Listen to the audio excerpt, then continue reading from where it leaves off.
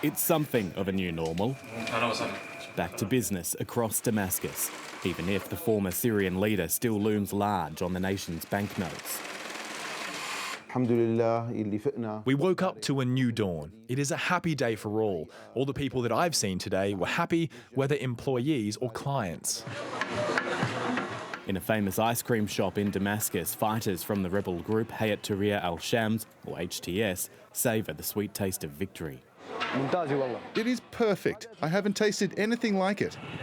From the streets to the cabinet room, members of the ousted Syrian government prepare to gradually transfer power to a new transitional cabinet headed by caretaker Prime Minister Mohammed al-Bashir. I've heard positive statements from the HDS and the other armed groups that they intend to continue to reassure civilians that they want to be inclusive, especially with minorities. Hayat Tahrir al-Sham is using the right words, but we will of course judge them not by those words, but by their actions.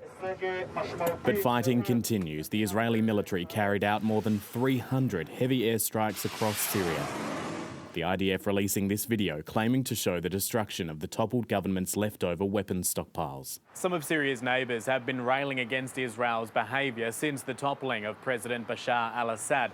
The concern is not only the ongoing airstrikes, but what countries such as Egypt and Qatar are describing as an opportunistic land grab, with the IDF deploying troops and tanks inside Syrian territory along the border with the Israeli-occupied Golan Heights.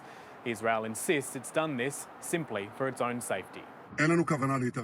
We have no intention of interfering in Syria's internal affairs, but we have every intention to do what is necessary to ensure our security.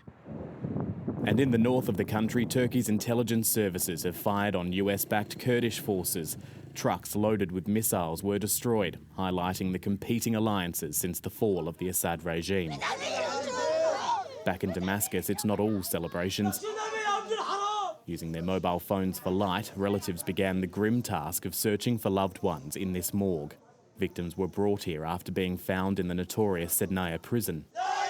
Some detainees were discovered clinging on to life, but many never made it out. Matthew Doran, ABC News.